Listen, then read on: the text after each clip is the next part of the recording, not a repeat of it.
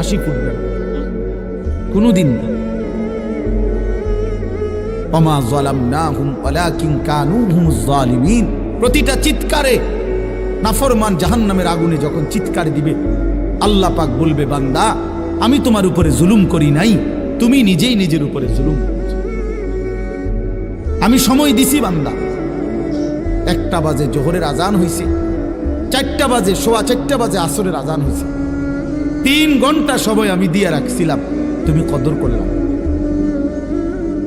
5:20 30 ফজরের আজান হইছে, 6:40 ফজরের সূর্য উঠছে, আমি 1 ঘন্টা সময়ের মতো দিয়ে রাখছিলাম মাত্র 4 রাকাত নামাজ পড়তে।